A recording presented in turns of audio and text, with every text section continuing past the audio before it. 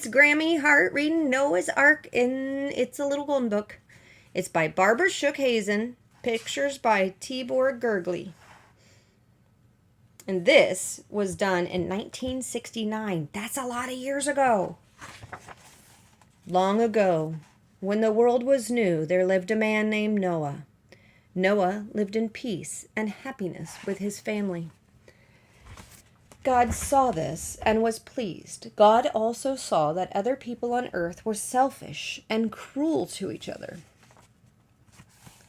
God said to Noah, I'm going to flood the earth and destroy every living thing on it, except for you and your family, and 2 of each kind of animal. It will rain for 40 days and 40 nights. To save yourselves, you must build an ark. Build it 3 stories high with many rooms. Make it waterproof with a pitch. Stock plenty of food for all those around. When they had finished the ark, Noah and his sons and their wives searched for 2 of every kind of animal. Every beast that walked and every bird that flew, every snake that crawled, toad that hopped and lizard that crept. Sometimes it was an almost impossible task. All the animals were put in pens beside the ark.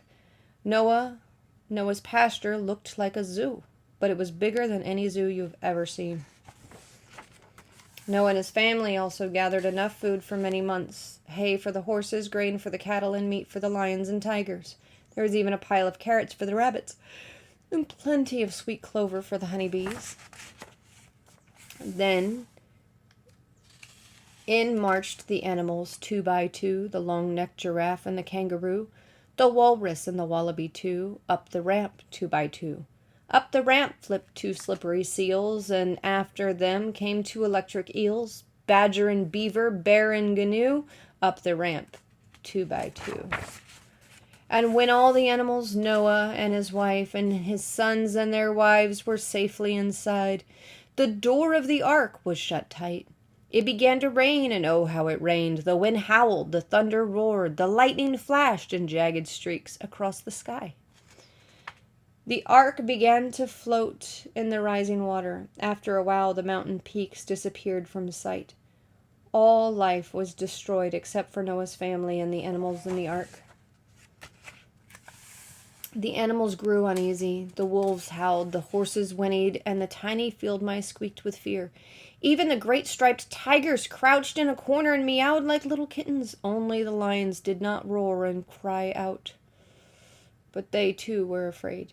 They didn't move or eat or even twitch their tails. Instead, they just trembled. Noah's sons and their wives also grew restless. They began to wonder if God had forgotten them. Noah alone was calm. He did not doubt God's work. And suddenly, just as God had said it would, after 40 days and 40 nights, the rain stopped. Then God caused the sun to shine and a warm wind to blow.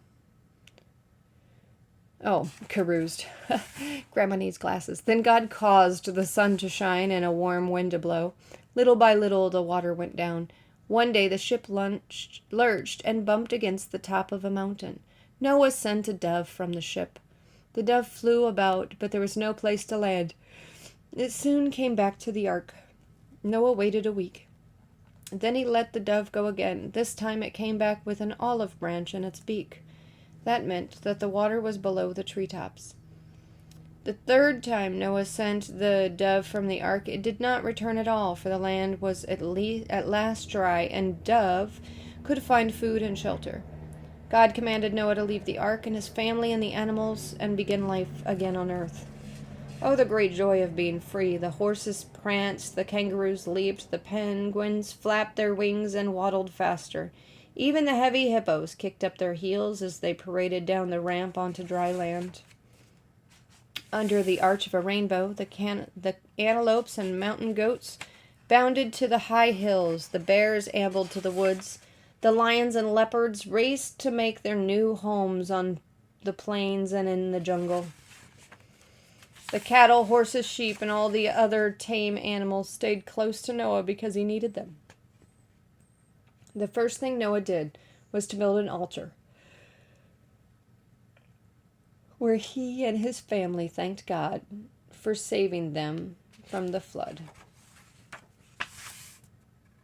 Isn't that sweet?